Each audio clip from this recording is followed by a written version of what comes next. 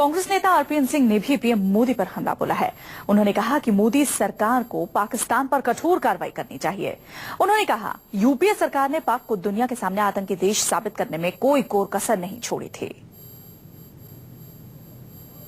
ने कहा कि एक देश की वजह से आतंकवाद को इतना बढ़ावा मिल रहा है। हमारे साथ कांग्रेस नेता आरपीएन सिंह हैं। आरपीएन सिंह साहब, प्रधानमंत्री की दलील है कि 17 बार आतंकवादियों ने कोशिश की हमले की, लेकिन 17 बार विफल कर दिया गया। सिर्फ उरी की घटना में वो सफल हुए और 18 हमारे जवान शहीद।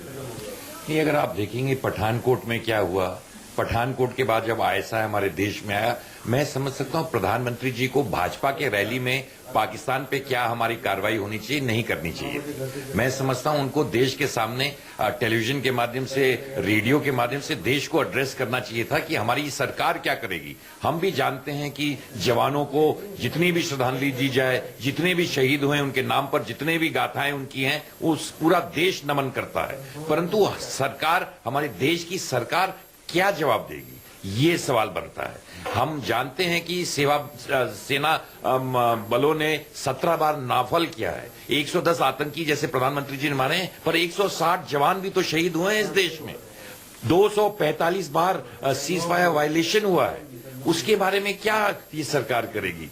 मैं समझ ले लगातार जारी कर रखे हैं, उस पर सरकार और हमारे देश के प्रधानमंत्री क्या कदम उठाएंगे, ये समय थी। आपको लगता है कि सरकार की पाकिस्तान पॉलिसी क्या है, इस पर लगातार बात हो रही थी और कहीं न कहीं आज की घटना के बाद, आज के प्रधानमंत्री के भाषण के बाद वो अब साफ हो गई कि पाकिस्तान के प्रति अब सरकार या बीजेपी की जो राय है वो बिल्कुल अब ओसामा बिन लादेन की बात उन्होंने की प्रधानमंत्री की। ओसामा बिन लादेन पाकिस्तान में छुपा हुआ था और पाकिस्तान ही एक ऐसा देश है जो कि आतंकवादियों को एक्सपोर्ट कर रहा है। कौन सी नई बात उन्होंने कही?